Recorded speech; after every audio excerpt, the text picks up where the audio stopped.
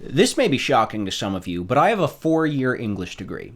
Now, over the last few years, since I graduated with my bachelor's, I have seen myself decline from someone who polices other people's usage of grammar to someone who sometimes can barely get out a coherent sentence at all. You've seen the number of skips that I have in my videos. I can barely talk. And you know what? I'm okay with this because my understanding of language has evolved. The way we define words and the rules we have for stringing them together are very much just guidelines. And some of the writers that we admire and look up to the most barely adhere to those guidelines at times. However, as transcendent as I feel that I am on this subject matter now, I occasionally come across an abuse of the English language so abhorrent that I have to take a step back. And I'm very sorry to say I was the perpetrator of one such case very recently. A little while back, I put out this video about this whole man versus bear, absolute World War III of the genders that seems to be happening on TikTok right now. Would you rather have your daughter be in the woods, like little daughter in the woods with a bear, or a man? Let me play the statement in question. Statistically, it is far, far more likely, in my opinion, that a child is going to be safer with a random man than a random bear. What? Excuse you! Statistically, In my opinion. I'm not gonna lie, I'm fucking ashamed of this. Someone pointed it out in the comments. Statistically, in my opinion, is an oxymoron. That it absolutely is. I actually did have what I consider to be a valid reasoning that I was attempting to convey when I spewed that absolute travesty of a sentence out.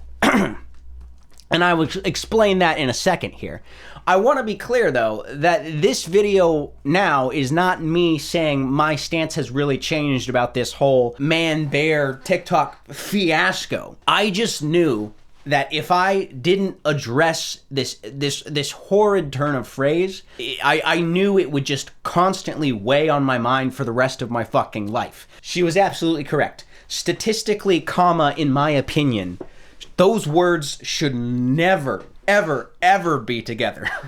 What I was attempting to say by throwing out the phrase, in my opinion, is that I have not researched this. I've not looked at the raw numbers in terms of the statistics of bear attacks versus man attacks if you weigh them up by encounters, right? And I have absolutely zero desire to do the research into that, because I know it would take a couple hours of my life that I wouldn't get back. However, I have an extremely high level of confidence that were you to look into the raw data, you would find a random bear would be much more likely to do you harm than a random man. And listen, I can hear you now. Oh, well, if you're gonna make a whole fucking video about it, why not do the research? Because the idea that a bear is safer than a man is a pretty fucking novel concept. So the burden of proof is on the 70,000 people on TikTok making this a conversation right now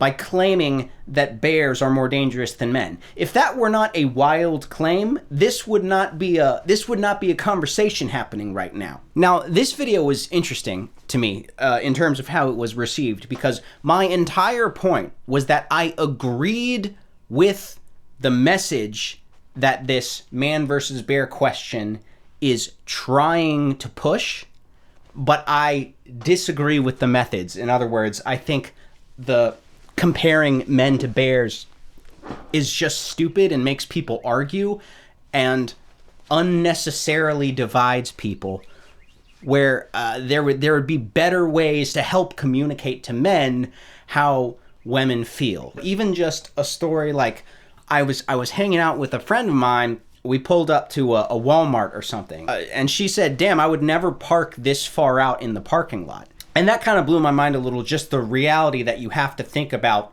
minimizing the distance between you and your vehicle at night in a parking lot. So I think there are many ways to communicate the female perspective on just how scary it can be to have the threat of bad men in the world. That video as of the making of this one, is sitting at exactly 50% likes and 50% dislikes, which I think is